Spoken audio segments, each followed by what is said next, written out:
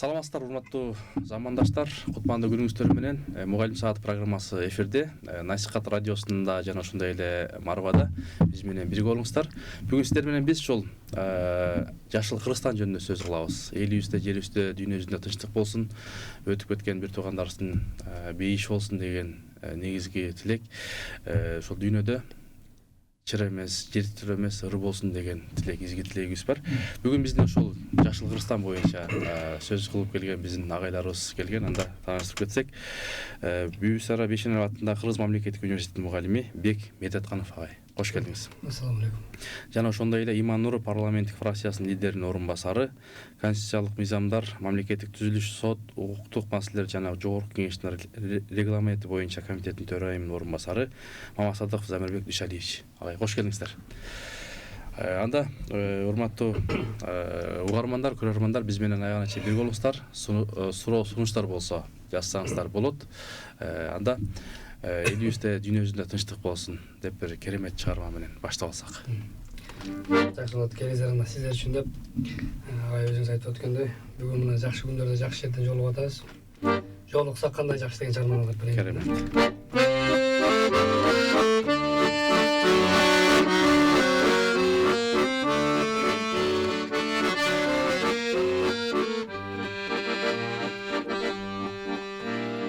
Çınığı cüzdör menen, çırı jok sözdör menen, jarkırap gülüp turgan, jaynagan gözdör menen, joluksak kanday jakşı, joluksak kanday jakşı, joluksak kanday jakşı.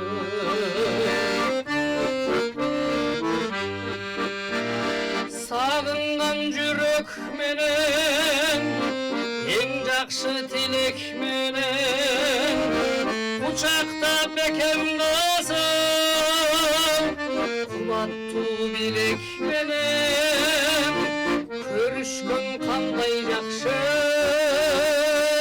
körüşkün kanday jakşı, körüşkün kanday jakşı.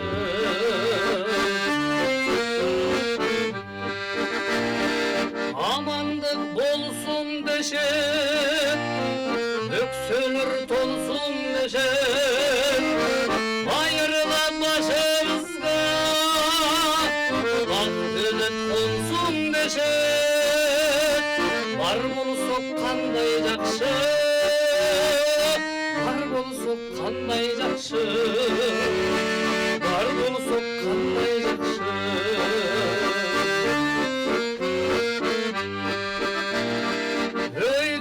Ölük bolup, ıldıyda cülük bolup, tuğanlara jay turmuşta, jakşılık sebep bolup, körüşkün kanday jakşı, körüşkün kanday jakşı, körüşkün kanday jakşı, joluksak kanday jakşı, joluksak kanday jakşı, jolukkan kanday jakşı. Баракелде, колчаалар болсун. Бул жалпы элибизге мынакей жандуу үн менен керемет чыгарма болду. Жолуккан кандай жакшы. Кош келдиңиздер ушу насихатка, Марвага. Анда агай, кош келдиңиз. Баягы баардык мамлекет жетекчилерин, депутаттарды, министрлерди жалпы ошол ажоону болсун мугалим тарбиялайт экен. Өзүңүз жөнүндө бир тааныштырып кетсеңиз, биринчи классты ким тарбиялаган сөз сизден. Өзүм жөнүндө айтып кетсем, Мамасадыков Замирбек Дүйшалиевич Ташкөмүр шаарында туулган. Шамал Сая шаарчасына чоңоюп, азыркы кезде Достук айыл өкмөтүндө жашайбыз. 7 тууганбыз. Кудайга шүгүр, ата-энебиз бар. 4 баланын атасымын. Ушул Шамал Сая шаарчасында номер 10 мектепте окуганбыз. Биринчи ирет биздин класс жетекчибиз Рапия эжекебиз. Элдин өкүлү. Жакшы. Бек агай, сиз өзүңүз тааныштырып ушул биринчи мугалим ким болгон? Талас областына караштуу Бакаят районунун Агдөө айылында туулуп өскөн. Түпкү тегим өзгөрүш деген айылдан. Мектепте Динара деген эже окуткан бизди 1-класстан. Ошол кыскача. Жакшы. Жакшы, анда суроолор келип атат. Ошол суроолорго берсек, бүгүнкү темабыз ушул Жашыл Кыргызстан деп атабыз, агай. Эми жаз тез эле буюрса мынакей башталып атат. Ушул Жашыл Кыргызстан боюнча сөз кылып берсеңиз. Жашыл Кыргызстан долбоору менен биз Эманур фракциясынын лидери Нуржит Кадырбековичтин демилгеси менен, ушул биздин депутаттардын демилгеси менен Жашыл Кыргызстан долбоору менен иш алып барып атабыз. 1 жыл болду, Кудай буйруса. Ушул мамлекетти, өлкөнү жашылдандыруу, көрктөндүрүү максатында бир топ иштерди алып бардык. Эми азыр мамлекетте биринчи көйгөй ушул экология көйгөй болуп атат да. Азыр шаарда, Ошто, Бишкекте биздин жашоочуларга бир топ көйгөйлөр жаратып атат да. Анан ушул агайдын демилгеси менен бир адамдан бир көчөт деп ушул мамлекеттин баардык облустарында, райондордо, айыл өкмөттөрдө ушундай акцияларды уюштуруп, биздин жарандар менен биргеликте көчөттөрдү эгип, бир топ жылыштар бар, бир топ иш-чаралар өткөрдүк, Кудай буйруса. Жакшы. Агай, ошол баягы сиз дагы көп жаштарга демилге кылып, ушул жакшы иштер жасап жүрөсүздөр. Анан ушул жалпы университет жөнүндө, же болбосо быйылкы иш-аракеттер жөнүндө айтып өтсөңүз. Кудайым буйруса бизге быйыл жаңы ректор келди. Буга чейинки ректордун Иван Салават болсун, 5-тен берсин. Алмашарып агай бул дүйнөдөн салгандан кийин жаш кадр келди. Айтылуу ончо аткаруучу, өзү филолог Түмөнбай Колдошев агайыбыз жаңыдан дайындалды. Биздин максат ошол кыргыздын нукуралыгын, эски ырларды унутулуп кетпеш үчүн деп аракет кылып, кыргызчаланган ырларын сабак берип, талим берип жүрөбүз. Жакшы.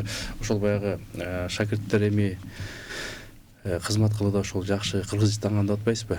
Анан ошол сиздерде канча факультет бар? Анан жылына канча бүтүрүүчү өтөт? Бизде факультеттер көп. Актёрскийден окугандар бар, режиссерскийде окугандар бар, ырчылыкты өнөрдөн деле ошол хордо окугандар. Жалпы эсебин билбейт экем агай. Бирок көп эле чоң университет. Жакшы. Суроолор келип атат. Мындай деген суроо келиптир. Ошол айыл өкмөт башчы болуп көп жыл эмгектенген экенсиз. Айыл өкмөттө иштеп жүргөндө кандай жетишкендиктерге ээ болдуңуз деген суроо. Рахмат. Мен айыл өкмөт болуп 3 ирет шайланып 9 жыл иштедим. Айыл өкмөттө 9 жыл иштедик. Кудай буйруса ушул элибиздин колдоосу менен 9 жыл башкардык. Бир топ иштерди аткардык. Эми айылдарда көйгөйлөр көп да, маселелер көп. Анан ушул эл менен жолугушуп, көчө-көчөлөрдө биздин жарандардын көйгөйлөрүн угуп, эми көйгөй көп абдан.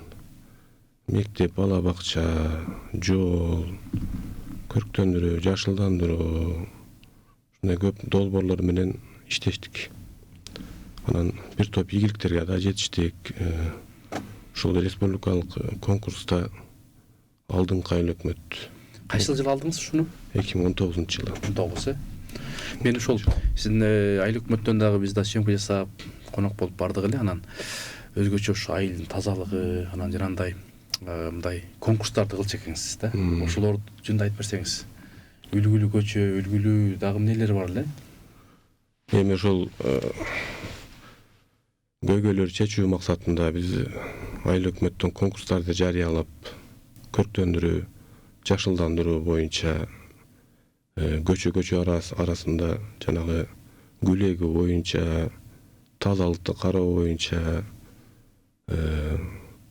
жашылдандыруу, көрктөндүрүү, ушул арчаларды эгип берип, анан алдыңкы көчөлөргө ушул жарыя кылчу элек, ушул асфальт басып берүү боюнча, тротуар, лоток, ушул сыяктуу конкурстарды уюштуруп, ошол көчө арасында кайсы көчө биринчиликти алса, ошол айткан убадаларды аткарып, биз көчөлөргө асфальт төшөп берип, лотокторду, тротуарларды, жарыктандырууларды жасап берип, андан сырткары дагы айыл арасында да ушундай конкурстарды уюштуруп, мына бүгүнкү күндө адатка айланып калды. Ошол Достук айыл өкмөтүнө бүгүнкү күндө 85-90% көчөлөрдүн бардыгы асфальт, көп көчөлөрдүн баары жарыктандыруу, 90% көчөлөрдүн баары гүл менен оролгон. Жакшы адат болуп калды. Ошону кылса болот. Демек ушул жаңы келген жанагы айыл башчыларга, айыл өкмөттөргө бир мындай стимул болсо деген негизги максат болот. Жашылдандыруу, тазалык, экология туурабы? Бизгече жакында Жашыл Кыргызстан токтом долбоору боюнча дагы иш-чара өткөрдүк да, 1 жылдык иш-чараны. Ошондо биз дагы жана токтом долбооруна пункттарына киргизгенбиз. Жашыл Кыргызстанды ушу көрктөндүрүү, жашылдандыруу боюнча район шаарлар арасында, айыл өкмөттөр арасында да конкурс уюштуруу боюнча. Кайсы айыл өкмөт, кайсы шаар, кайсы район ушул көрктөндүрүү, жашылдандыруу боюнча ушул Жашыл Кыргызстандын алкагында, токтом долбоорунун алкагында жеңүүчүлөргө мамлекеттик сыйлыктарды ыйгаруу боюнча. Бул дагы ушул дем берип, стимул берет да. Жакшы. Анда жакшы. Агай бир керемет чыгарма болсун, ошол мынакей Кыргызстаныбыз жашыл болсун, үйүбүз жашыл болсун. Сиздер ушундай баягы эркектин бул жашоодогу бир эле көксөгөнү из калтырыш керек. Анан из калтыр деген бир жакшы чыгарма бар экен. Ушул аткан ырлардын көбүнчө сөздөрүнө маани бересиң. Ушулардын эме сөздөрү аябай мага таасир берген. Сиздер үчүн ырдап берейин да.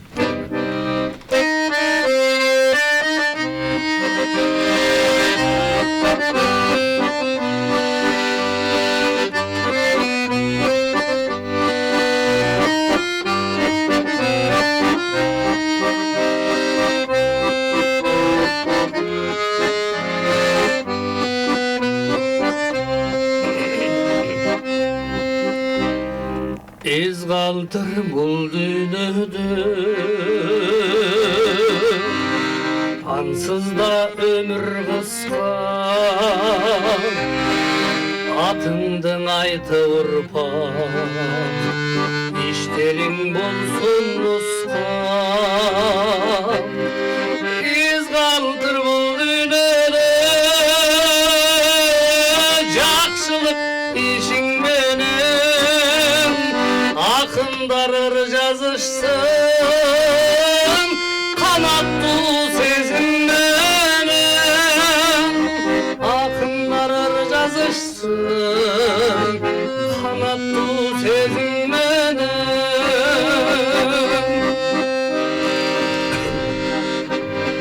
Из калтыр бул дүйнөдө, акыйкат сөзүм менен. Эч качан ушак айтпа, көрбөсөм көзүң менен. Из калтыр бул дүйнөдө, боркер сезим менен. Көңүлдү калтырбайлы, бар өтөт бул дүйнөдө. Көңүлдү калтырбайлы,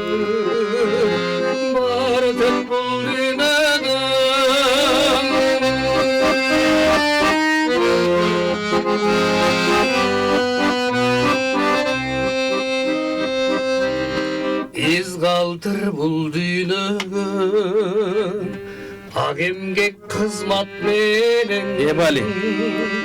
Унутпай элиң жүрсүн, кетсең да бул дүйнөдөн. Из калтыр бул дүйнөгө, атанын уулу деген. Aşıkça mülk jinav al gelmey tözümden. Aşıkça mülk jinav al gitmey tözümden. Ayız kaltır bul dünögö bor der sezim benem.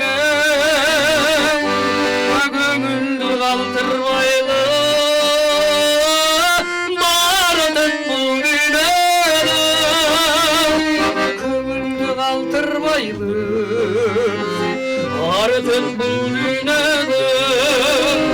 Aşıkça mülk jinava hayal gitmey tözümden. Бали керемет чыгарма. Мынакей жанды үн менен оончу аткаруучу Бек Медеткановдун аткаруусунда болду. Чыгармачылык ийгилик көп жашаңыз. Анан керемет чыгарма, жүрөктөн чыккан чыгарма сөз жүрөккө жетет. Өнөрүң өркүндөй берсин, талантың ташкындай берсин Бекинин. Жакшы, буюрса мынакей суроолорго өтсөк, сиз сунуштап жаткан күчтүү аймак, күчтүү мамлекет долбоору боюнча кененирээк айтып берсеңиз деген суроо келиптир. Рахмат. Күчтүү аймак, күчтүү мамлекет долбоору боюнча биз жакында парламентте депутаттардын колдоосу менен, комитеттердин колдоосу менен өкмөткө сунуш бердик. 5 сунуш бердик. Ушул күчтүү аймак, күчтүү мамлекет. Эгер ушул биздин сунуштар ишке ашып калса, биздин жергиликтүү өз алдынча башкаруу дейбиз. Район, шаарларда, айыл өкмөттөрдө жумуштар бир топ жеңилдик болот да. Кичине өнүгүү болот. Сунуштарыбыз ушул төрткө берүүчү грант боюнча сунуш бердик. Төрткө берүүчү грант эми жылда айыл өкмөттөргө берилүүчү грант. Унун көлөмү 3 миллион сом.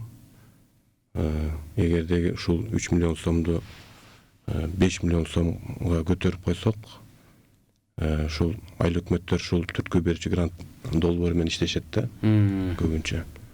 Мурда эми бул 3 миллион сом 2010 жылы кабыл алынган болсо, азыр күндө өзүңөр жакшы билесиңер, жанагы инфляция болуп, акчанын күчү кетип, азыр 3 миллионго көп долбоорлор бүтпөй калды да. Ошонун эми көлөмүн 5 миллионго сунуш бердик. Бир топ долбоорлор иштегенге шарт түзүлүп калат. Экинчиси бул теңдөөчү грант. Буга чейин айыл өкмөттөр теңдөөчү грант менен иштешип, айыл өкмөт дотациядан чыкса, мамлекеттен берилүүчү теңдөөчү грантты алып коет да. Менин сунушум, биздин сунушубуз ушул теңдөөчү грант айыл өкмөттөр дотациядан чыкса, ошону дагы 5 жыл 10 жылга мамлекет коюп берсин. Себеби иштеген айыл өкмөт бар, иштебеген айыл өкмөт бар. Кээ бир айыл өкмөттөр тура мээнет кылып, ушул дотациядан чыгарайын деп күнү түнү иштеп, инвестиция тартып келип, жеке ишкерлер менен иштеп, бюджетти толтуруп дотациядан чыккан күнү мамлекет теңдөөчү грант алып коюп атат да. Биздин сунушубуз ушул теңдөөчү грантты канча теңдөөчү грант алып аткан болсо, ошону 5 жыл 10 жылга да коюп бергиле. Бул дем берсин айыл өкмөттөргө, стимул берсин деп, ошол максатта биз сунуш бердик. Үчүнчү сунушубуз бул айылдык кеңештин төрагаларына айлык майына төлөп берүү боюнча. Азыркы кезде 20 миңден ашык калкы бар айыл өкмөттөрдүн айылдык кеңештин төрагаларына айлык майына төлөнөт да. 20 миңге чейинки айылдык кеңештин төрагаларына айлык майына төлөнбөйт. Бул жерде дагы теңсиздик болуп калган да. Эгерде ушул айылдык кеңештин төрагаларына айлык майына төлөп берсе мамлекеттен, буга чейин деле айылдык кеңештин төрагалары башка бизнестер менен алектенип, башка мамлекет кызматтарда иштеп, анан келип төрагалык кылат. Эгерде ушул жергиликтүү башкаруудан айлык майына төлөсө, мен ойлойм ушул айыл өкмөт менен биргеликте иш алып барса, саясатын бир кылып, ушул бүгүнгө чейин өзү айыл өкмөттүн имаратында өздөрүнүн кабинеттери бар. Эгер айлык маяны алып туруп, ушул айыл өкмөттөр менен тыгыз байланышта иштесе, бир топ өнүгүү болот. Чогуу долбоорлорду алып келип иштешет. Эми туура, эми азыркы кезде дагы жакшы иштеген төрагалар бар, иштей албаган төрагалар бар. Эми ушул кичине айлык маянасын төлөсөк, кичине мамлекетке үйүгүп иш алып барат деген ойдобуз да. Кийинки маселе ушул депутаттардын колдоосу менен кийин Акылбек Үсөнбековичке да бул долбоор боюнча кирип кеңешип чыктык.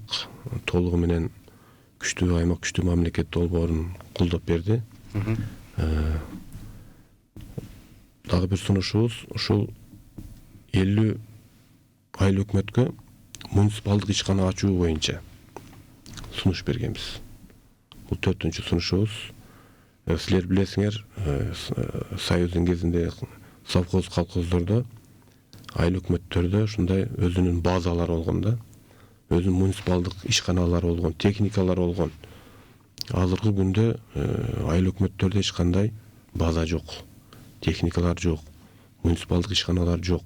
Жада калса айыл өкмөт өзүнүн кол астындагы иштеген кызматкерлерге укпайт. Эми жанагы сөз эркиндиги, демократия деп ушул сунушубуз, ушу 50 айыл өкмөткө муниципалдык ишкана ачсак, ушул ар бир айыл өкмөт 3-4 айыл өкмөттү тейлесе, ушу ишкана техникалары менен, ошондо жок эле дегенде 100-150 айыл өкмөт дотациядан чыгып кетет да.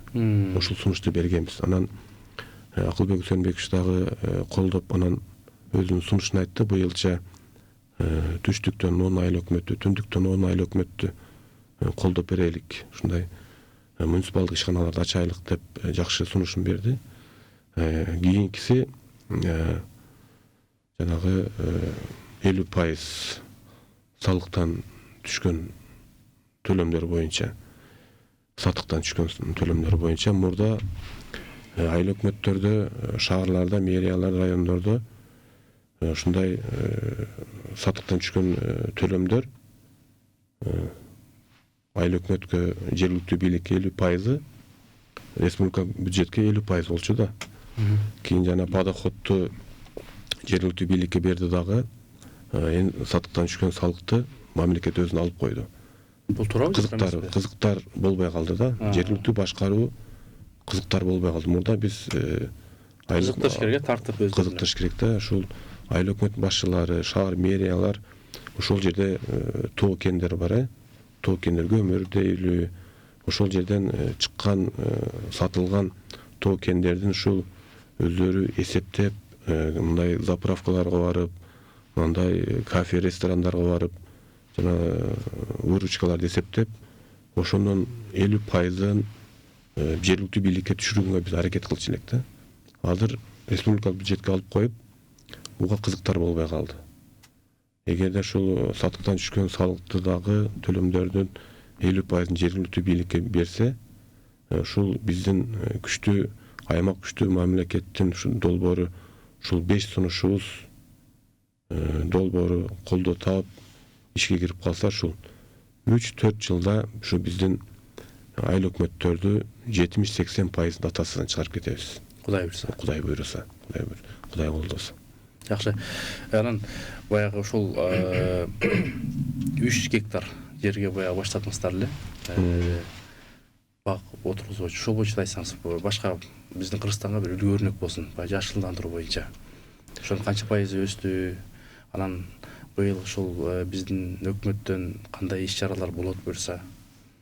2019-жылы ушул Дүйнөлүк банктан 300 гектарды бак эгүү боюнча долбоорду баштап, 2022-жылы 300 гектар жердин 140 гектар жерине ушул кокоңгилес көчөтүн эктик.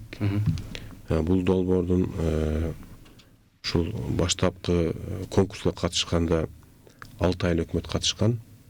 6 айыл өкмөттүн ушул 5 айыл өкмөтү 200 миң доллардан алса, биздин долбоор Достук айыл өкмөтү 300 миң доллар алганда, сомго алганда 25 миллион тегерегинде сом алганбыз. Бул долбоордун эмнеге жакшы колдоо тапты? Бул долбоордо ушул ичинде 20% жакырларды жакырчылыктан чыгаруу максатында да ушул долбоордун ичинде көчөттөрдүн дагы 50 үй бүлөгө ушул көчөттөрү да каралганда, азыркы күндө 140 гектардын бир 30-40 гектарында куурап калды. Бул эми жанагы айыл өкмөттүн деңгээлинде алып барылган иш да.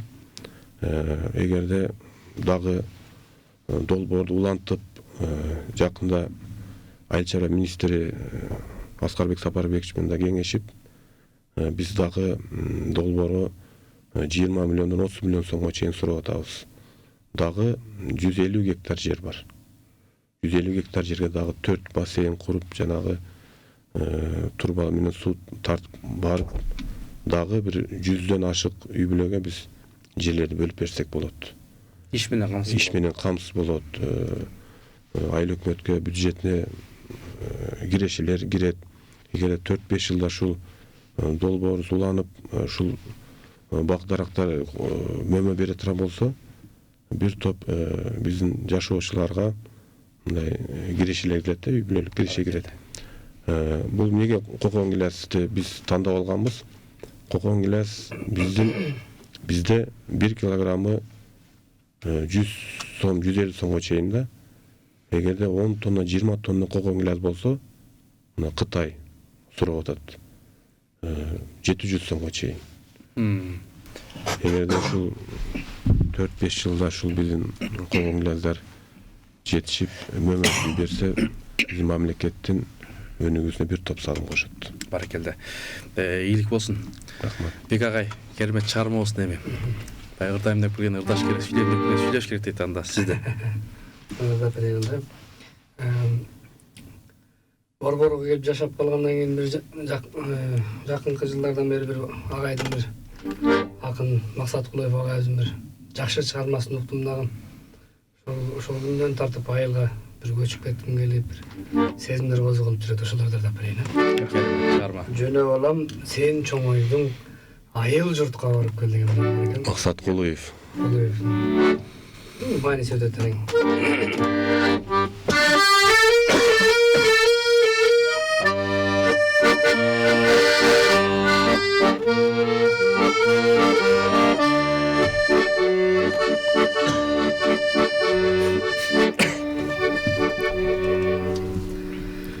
Жөнөп алам, сен чоңойдуң, айыл журтка барып кел.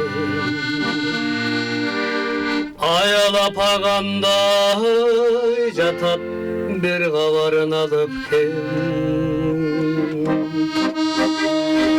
Чоң атаңдын коро жайын чөп баскандыр белчеден. Çaldın sögün bir ağartıp, şartarağın çalıp gel. Ayda balam cılkındı, ata baba jurtuna.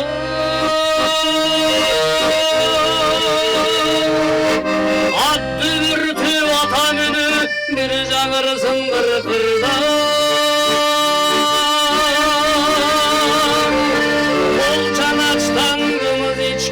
Kırgızelim kırdağı Tundurmaday tunup kezim tөгüldü Tunduşta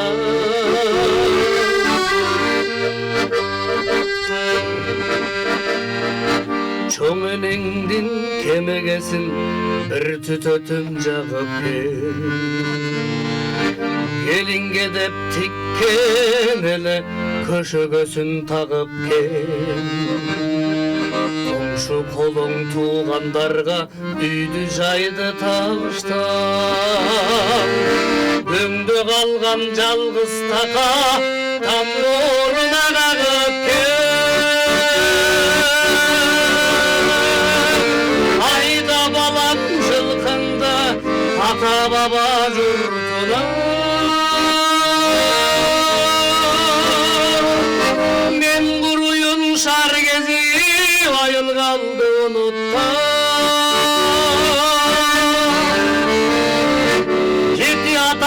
басқан жер, жекесі бүт жатқан жер. Мені тартпай жоңатаң тарт, жұрт таштабайт қырғыздар.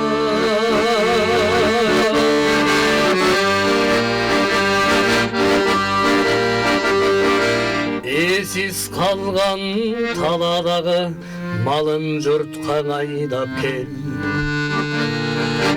Есін дағы сағынғандыр, дал өзүндөй жайлап кел. Мен кеткенде минген аты азу тартып бош эле. Чоң атаңдын намысына чабдыратын байлап кел. Айда балам жылқыңды ата баба жұртына. Ат дүбіртіп ата мүні бір жаңырсын қырқырда. Таңды тосқан қымыз менен қырғыз елім қырдағы. Тұндырмадай тұнып кезін төгілдің тұрмышта. Жеті атаң басқан жер, жекесі бүт жатқан жер. Мені тартпай чоң атаң тарт, жұрт таштабайт қырғыздар. Жөні балам, сен чоң ойдың, айыл жұртқа барып кел. Бари, керемет чыгарма. Үйдүңүзгө береке. Чоң рахмат, көп жашаңыз.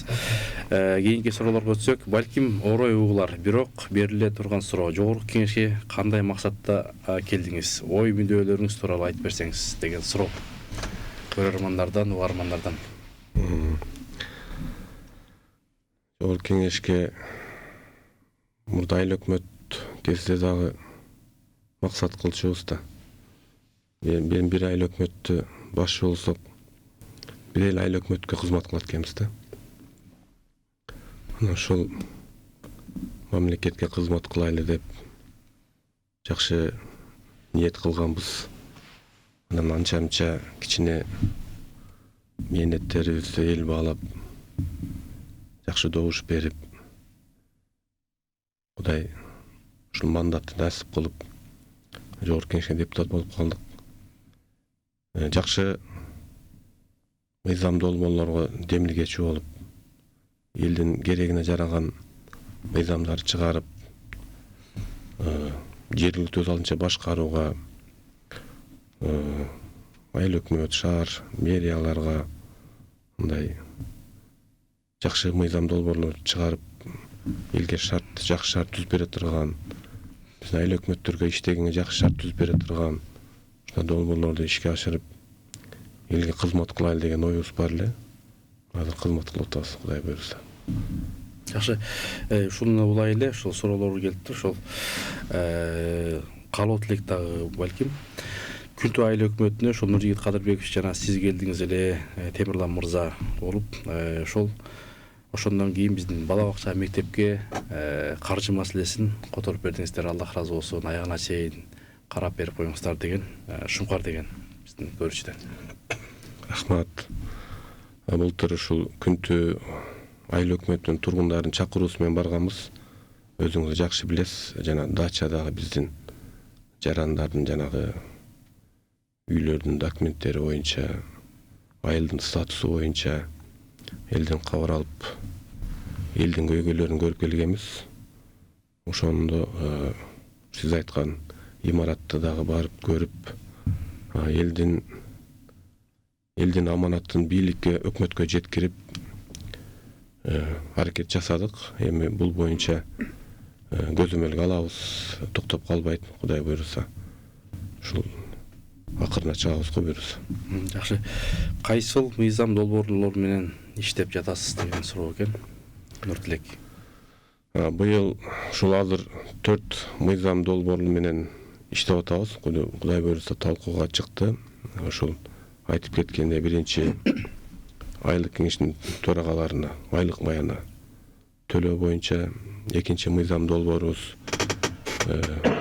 жергиликтүү өз алдынча башкаруу мамлекеттик орган менен муниципалдык органдардын ыйгарым функцияларын так ажыратуу боюнча кийинкиси бул жанагы айылда маданият үйүнүн башчылары мурда айыл өкмөт сунуш берип министрлик дайындаган болсо азыр министрлик сунуш берип айыл өкмөт дайындоо боюнча.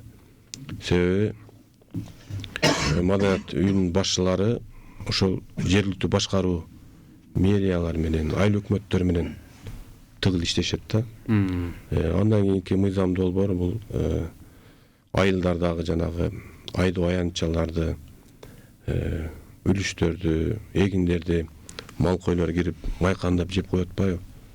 Ошол мыйзам долбоорун даярдап ушул кандай иш алып барат, ошол боюнча мыйзам долбоорлорун иш алып барып атабыз. Баракелде. Ийгилик каалайбыз. Бек мырза, мынакей жакшы буйрса жакшылык стандарттабыз. Ошол жаштын тилегин берет дейт. Ошол мугалим катарында ошол азыр бизге мындай жалпы эле эмне жетишпей атат деп ойлойсуз? Ошол жана бир адамдан бир көчөт деп атабыз. Кээ бир өлкөлөрдө бир көчөттү алсак ал жерге 10-20 отурузат экен да. Тегерек чекесинен анан бизге эмне жетишпей атат ошол Кыргызстанга бир жашылдандыруу үчүн? Жашылдандыруу үчүн мен кээ бир могу бактарды айланып басып калабында көрүп калабыз да. Ушул эле биздин эле могу Ататүрк паркында көп эле ботанический сад жакта жашайм. Кээ бир жерлерге суу жетпейт экен да. Анан жашынакай эле өзө турган бактар куурап турат. Суу жетпей, Суу жетпей. Анан мен кээде мынтип басып барып турган чыгармачылык иш болгондон ойлонуп калдым. Апам да бир жакшы сөз айттылар. Адам баласы эле ушу табиятка жараш окшош эле болот экен да. Кээ бир адамдар өнү өскүзү келет, бирок суу жетпейт. Кээ бир бактар бар, өз албай турат, бирок суунун үстүндө. Ошон үчүн мен айтарым, ошол бактарга, ушундай жерлерге анан суу жеткире турган жерлерге болсо жеткирип берсе кыйылбаса көп теректер. Анан баягы куурап калгандардын ордуна кайра башкадан бактар тигилсе, анан агайдын жанында отурабыз. Мен жанатан бери агайды жогорку кеңеште экенин чындап билбей өттүрмүн. Менде бир мындай сунуш бар эле. Айтыңыз. Эгерде мен баягы үнүм эгерде билим министрлиги жете турган болсо, мен айтар элем. Мен өзүңүз жакшы билесиз деп аны Таштан Эрматовду окуп чыккам. Ал жакта бүт билим тармагында окуунун пландары союз боюнча да. Союз боюнdan калып кеткен. Илгеркидей. Мен өзүмдүн чөйрөмдөн анан элементарный эле бул мындай пример кылып айта турган болсок, Таштан Эрматовдон бүткөн балдар мугалим болот. Мугалим болгондо көпчүлүгү биздин Таштан Эрматовго бүт айылдан келип окушат. Анан ар кимиз өзүнчө бир инструмент тандайт дагы. Чыныгы таланттар келет, таланттар келет. Анан инструмент тандайт дагы, илгерки Шубин экен, Моцарт экен, этюдтарды ойнотот да. Анда этюдтарды ойногондо нота менен үйрөнүп алышат деле. Кайра эртеси күнү окууну бүтүрүп садиктерге же мектептерге иштеп барса, бала бакчаларга баягы чыгарманы ойноп бере албайт. Себеп дегенде биздин Кыргызда Камчыбек Букалаев, мен өзүм устатым Мурат Касей деген агайлардын сонун китептери бар. Кыргыздын балдарга ылайыктуу жазылган ырлары бар. Ошону эле ушул жерден окуп үйрөткөн болсо, ал чыкканда эле жакшы даяр кадр болмок. Бармактагы мектептегилерге отургузуп ошону мындай кылып ырдатып өткөн. Мектеп бала бакчаларга. Ошол ошо ректорлорго, директорлорго чейин бардык. Маны кайрадан иштеп чыгыш үчүн алар иштеш керек экен да. Ошондон жалкоолонуш менен менин сунуштарым баарын четке кагып коюп атышат. Ошондой эгерде билим министрлигине барып айта турган болсо, жаштарда көп идея бар. Эгерде ошону уга турган иштешсе, уга турган болсо, ушундай бир жерге чакырып, менден жалгыз менден ушундай ой чыга турган болсо, дагы бир менден күчтүү дагы жаштар бар. Биз курактуу адамдар бар. Биз деле жаштардын катарындабыз. Көп мындай өзүнүн жүрөгүнүн оюн айта турган балдар, жаштар көп. Анан аны угуп берген бир киши болсо жакшы болор беле дейм да. Себеп дегенде ошол жанагы этюдтарды, Моцарттын чыгармаларын үйрөнгөндө эле билген жакшы, дүйнө таанымга жакшы да. Ошондой эле Моцартты Шубинди окутуп билет дагы эле ушу биз Кыргыздын Калгакиев ким болгонун, Кыргызча танса деген ой. Касым Тыныстанов ким болгонун билбеген студенттер да көп. Токтогул Сатылганов ким болгонун билбейм, ырчы болгон беле деп дагы айткандар да бар да. Ошондуктан мен айтарым, ушундай нерселерди бир сунуш кылып көрсөңүз премьер-министр жагына, сиздин эми ошол жакта экенсиз, үнүңүз тугат. Кудай буйрса. Мен оюм жеке бар. Жакшы. Эске алабыз, сиз менен да байланышабыз, Кудай буйрса. Жакшы. Ошол аймактагы көйгөйлөр баштан ашыра белгилүү мындай шартта эл өкүлү катары көтөргөн көйгөйлөрүңүз канчалык деңгээлде ишке ашууда дейт Баткенден.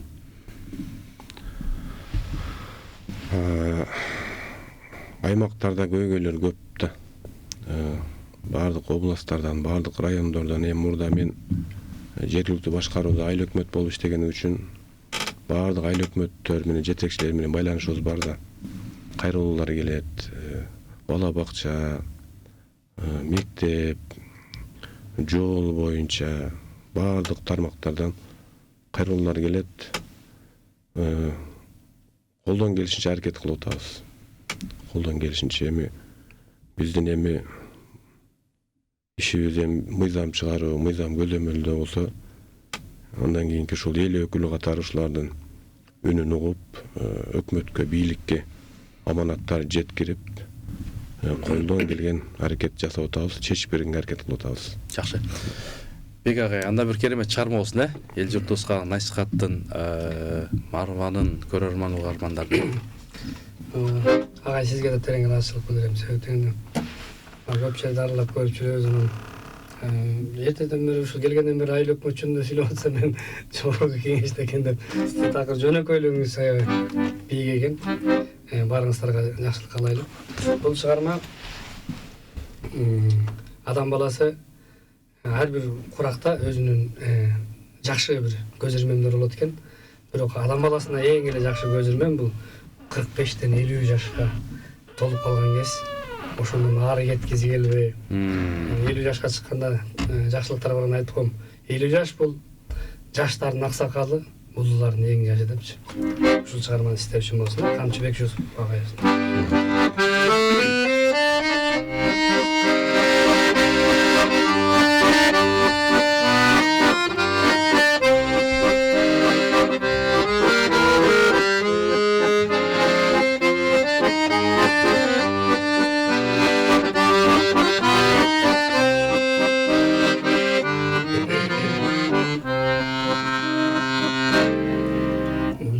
Geldik yaşamakpa, ayazbı, azbı köpbü, kaltırbay göngüldürdün, ay saklap gitti.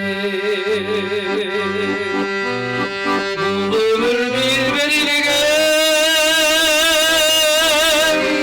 talay eken, ay talay eken, alsak tevaz yaş olun, alsak tevaz yaş olun, yaş olun armıştı.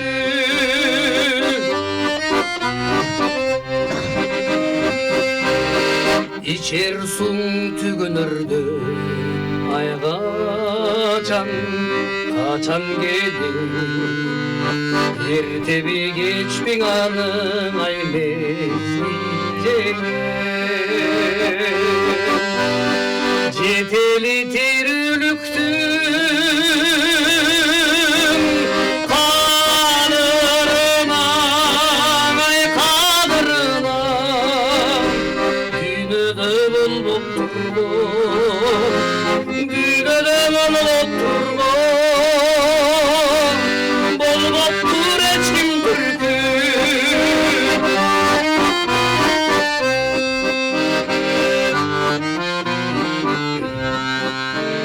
Tübölük turbay tura, ay hiçbir nerse. Ne bulup mezgildirdin, ay alam cense. Barındı 45 yaşka, 100 yıl boyu, ay 100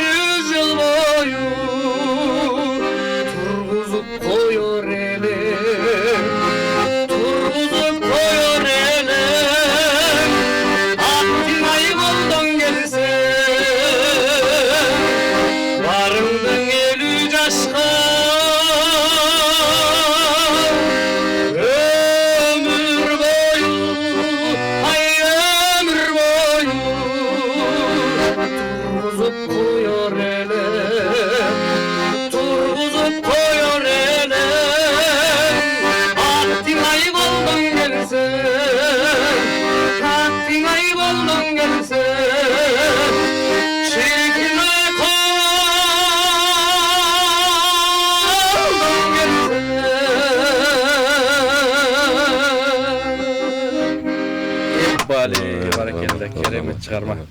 Керемет чыгарма. Агай мынакей көп суроолор калып кетти. Элден келген көп суроолор болду. Ошо элдик депутатыбыз жөнөкөйлүгүңүзгө рахмат таазимдейт. Анан мына 1 саат дароо эле соңуна келип калды. Баягы жакшы адамдар менен өтсөң убакыт да тез өтөт. Отурсаң, ошондуктан жалпы ушу эл журтуңузга, кесиптештериңизге, кыргыз элине сизден куттуктоо болсун. Рахмат. Марва ТВ Насихат радиосунда сиздерге ыраазычылык билдиребиз. Ишиңиздерге ийгилик каалайбыз. Элибиз аман болсун, заманыбыз тынч болсун, мамлекетибизде туруктуулук болсун, Кыргызстанды Кудай колдосун.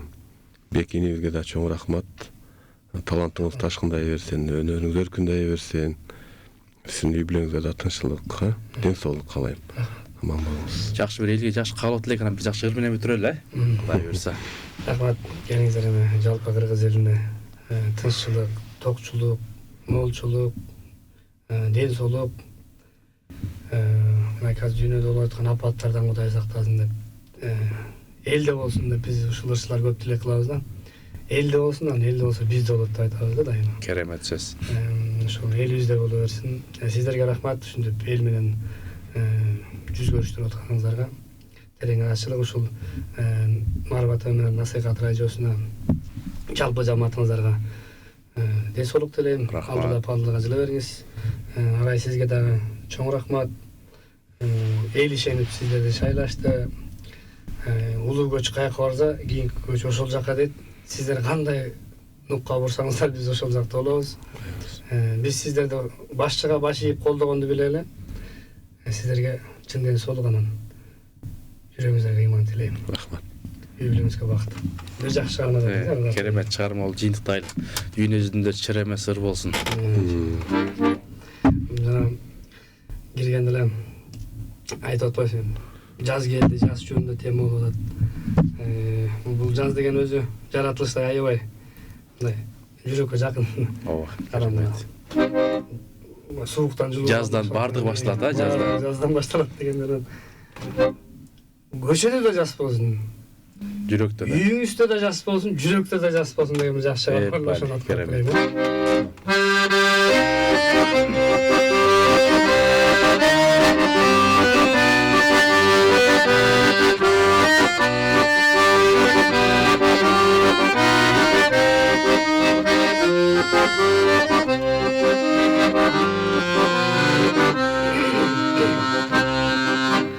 Asıl zatım azabımda jırgalım, sensiz bilmem kanday ötmök yıllarım.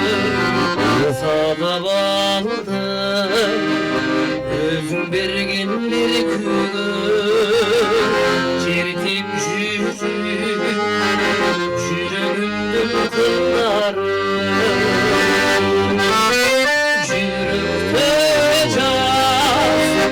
Köşede caz, üyde caz.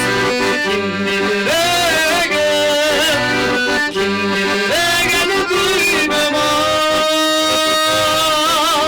İşen canım, bükürüktüm canım. Yüzümde beni balıp sürgün az.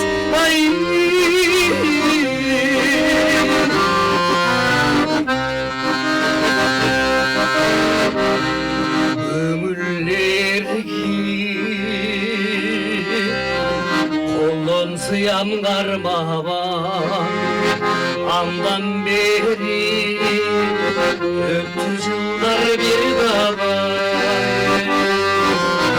Kağıp soğuk çatsa da gel atağım sezindirdi bunda Cürükte caz, ölçüde caz, üyde caz.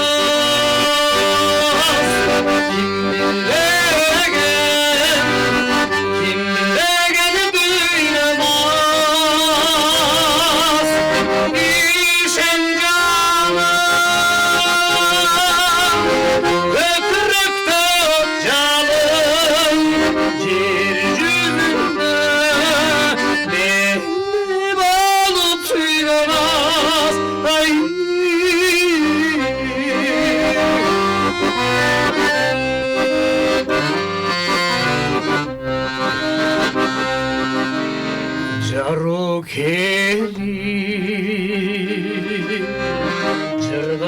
azalım Kapilette düşkün ele nazarım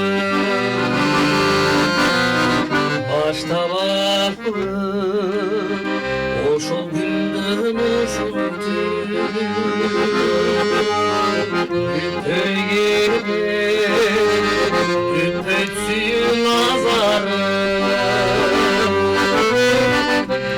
Cürükte caz Kılçıda caz Üde caz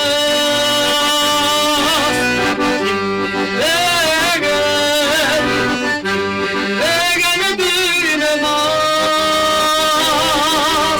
İşemem Bökürüktü canım Yer yüzünde Benim alıp siganaz Yer yüzünde Benim alıp siganaz